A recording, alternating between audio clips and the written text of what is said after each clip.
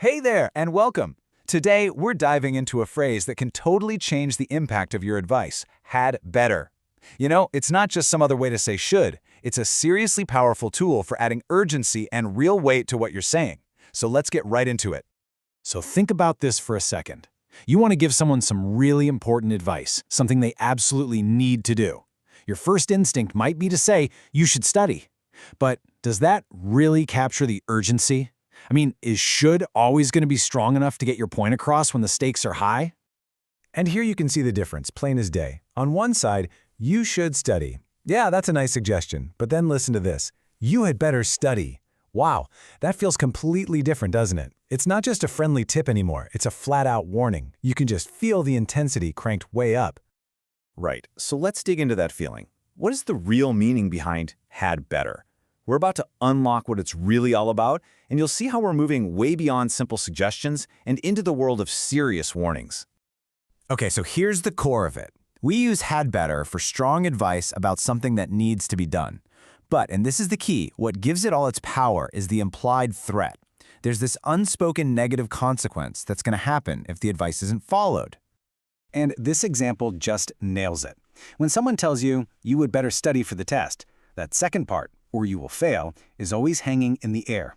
It's almost always implied, even if nobody actually says it out loud. That unspoken danger is what makes this phrase so incredibly effective. Now, the best part? Using this powerful phrase is actually super simple. There's a core formula, and once you see it, you're going to be building these urgent sentences like it's second nature. Let's break it down. It really just boils down to two simple patterns. For a positive statement, it's just your subject, then had better, and then the basic form of the verb. No ing, no ed, just the simple verb. For a negative, you just sneak the word not right in there after had better. That's it. Simple, right? Let's look at a few examples in the wild. He had better finish the project today, or else he's going to miss the deadline. We had better leave before it rains, or we're going to get soaked. They had better be careful on the road, or they might have an accident. See how that negative consequence is always just lurking in the background? And it works just as well when you're warning someone not to do something. You had better not forget your keys, or you'll be locked out all night. He had better not ignore the warning, or you'll have to deal with the fallout. Each one is a crystal clear piece of advice meant to stop a bad thing from happening. It's super direct and really effective. All right, so we've got statements down pat. But what if you're the one who needs this kind of urgent advice? What if you need to ask a question? Well, let's take a look at how to build questions using had better. And guess what? The formula for questions is just as easy. You just flip the first two words. You start with had, then the subject, and then better plus the verb. So something like, had we better call them now? And you can see here how neatly the questions and answers line up. If someone asks, had we better take an umbrella, the answers are short and to the point. Yes, we had, or no, we hadn't. It's a really logical and clean structure. Okay, we've gone over the structure, but we're about to hit the most important part of this whole thing. This is the key idea that once you get it, will truly unlock how you use had better. This is going to be your aha moment, for sure. So here's the bottom line, the big takeaway.